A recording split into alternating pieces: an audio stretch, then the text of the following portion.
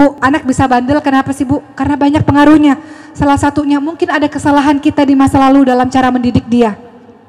Jadi anak bandel bukan karena diri dia sendiri. Mungkin ada andil kita yang membuat dia bandel seperti itu. Mungkin dia anak bandel, mungkin pertama karena ada makanan haram yang masuk ke dalam tubuhnya.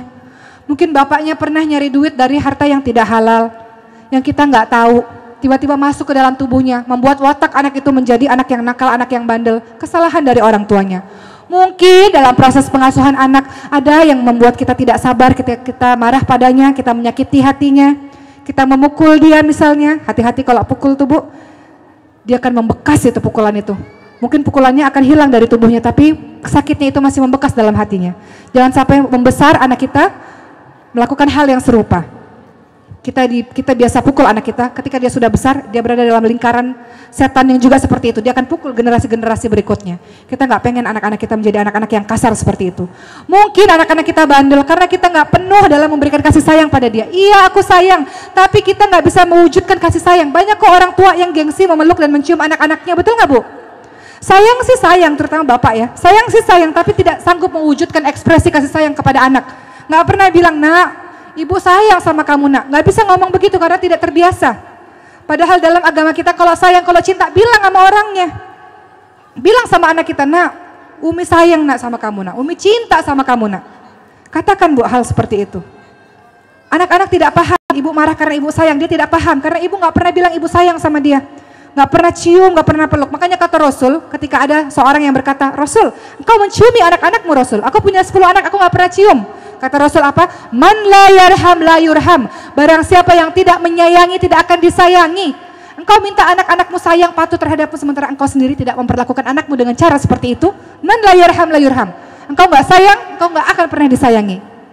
Cium, belai, peluk anak-anak kita. Anak-anak yang kekurangan pelukan, ciuman, belayan Bu, di masa remajanya kosong kering, dia akan cari pelukan dan ciuman dari orang lain Bu.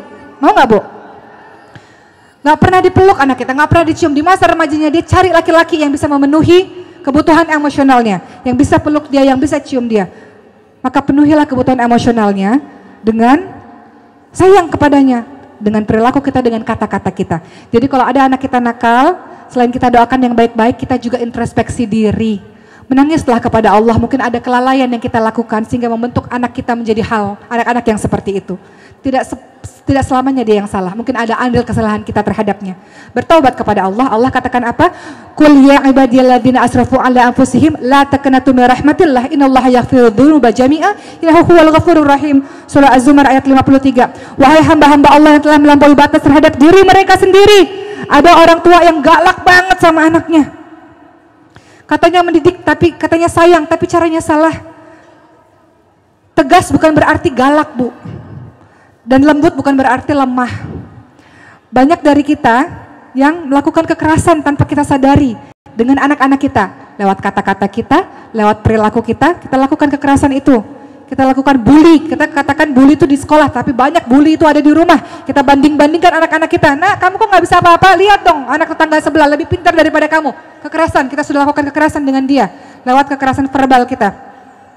Allah bilang apa? Wahai hamba-hambaku yang telah melampaui batas terhadap dirimu sendiri, terlalu banyak dosa terhadap anak-anak. Dosa kita banyak nggak Bu sama anak-anak kita Bu? Banyak. Coba malam dia lagi tidur, ibu pandang itu wajah dia Bu. Nangis nggak? Kira-kira kalau ibu bikin dosa sama dia? Nangis. Minta maaf sama dia Bu. Minta maafnya ketika dia bangun, jangan ketika dia tidur. Banyak orang tua gengsi, minta maafnya anak-anaknya lagi tidur, dia nggak denger Bu. Ya, perhatikan wajah anak-anak kita, anak-anak yang tanpa dosa. Karakter dia terbentuk gara-gara kita. Betapa banyak dosa-dosa kita yang kita lalai, tidak amanah. Allah lebih sayang kepada dia Bu. Allah bisa ambil dia kapan saja Bu. Allah bisa ambil dia kapan saja. Tapi kita lalai dengan amanah yang sudah Allah berikan terhadap kita. Maka Allah bilang, wahai hamba-hambaku yang dosanya terlalu banyak, wahai hamba-hambaku yang telah melampaui batas terhadap diri mereka sendiri, jangan berputus asa dari rahmat Allah. Allah Maha Pengampun semua dosa. Allah Maha Pengampun, Allah Maha Penyayang. Allah suruh kita tobat. Tobat tiap hari Bu, istighfar setiap hari. Rasulullah yang dijamin masuk surga, maksum dijamin masuk surga karena rahmat Allah, itu beristighfar sehari 100 kali. Itu yang sudah dijamin masuk surga. Rasulullah beristighfar sehari 100 kali. Kita yang nggak tahu dosa kita setinggi apa ini, dosa dengan anak-anak kita setinggi apa. Kita baik sama orang lain Bu. Kita baik sama teman-teman kita. Tapi akhlak kita pada anak-anak kita buruk sekali. Bahkan anak kita nakal, kita salahkan dia. Padahal kita nggak sadar anak kita nakal karena andil diri kita sendiri.